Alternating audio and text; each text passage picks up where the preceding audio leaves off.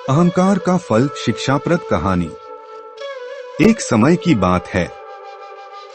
एक गांव में एक मूर्तिकार रहता था। मूर्तिकला के प्रति अत्यधिक प्रेम के कारण उसने अपना संपूर्ण जीवन मूर्तिकला को समर्पित कर दिया था। परिणामतः वह इतना पारंगत हो गया था कि उसकी बनाई हर मूर्ति जीवंत प्रतीत होती थी। उसकी बनाई मूर्तियों को देखने वाला उसकी कला की भूरी भूरी प्रशंसा करता था। उसकी कला के चर्चे उसके गांव में ही नहीं बल्कि दूर दूर के नगर और गांव में होने लगे थे। ऐसी स्थिति में जैसा सामान्यतः होता है वैसा ही मूर्तिकार के साथ भी हुआ। उसके भीतर अहंकार की भावना जागृत हो गई। वह स्वयं को सर्वश्रेष्ठ मूर्तिकार मानने लगा। उम्र बढ़ने के साथ जब उसका अंत समय निकट आने लगा तो वह मृत्यु से बचने की युक्ति सोचने लगा। वह किसी भी तरह स्वयं को यमदूत की दृष्टि से बचाना चाहता था ताकि वह उसके प्राण न हर सके।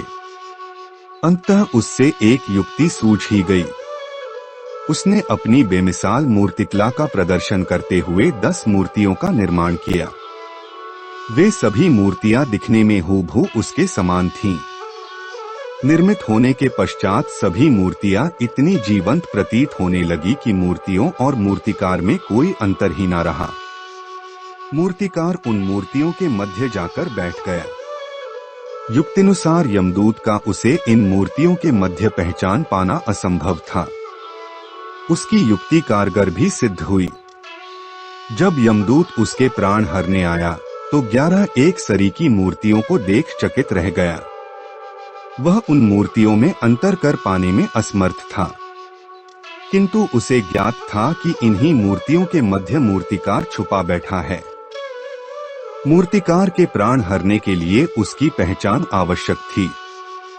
उसके प्राण न हर पाने का अर्थ था प्रकृति के नियम के विरुद्ध जाना। प्रकृति के नियम के अनुसार मूर्तिकार का अंत समय आ चुका था। मूर्तिकार की पहचान करने यमदूत हर मूर्ति को तोड़कर देख सकता था, किंतु वह कला का अपमान नहीं करना चाहता था। इसलिए इस समस्या का उसने एक अलग ही तोड़ निकाला। उसे मूर्तिकार के अहंकार का बोध था।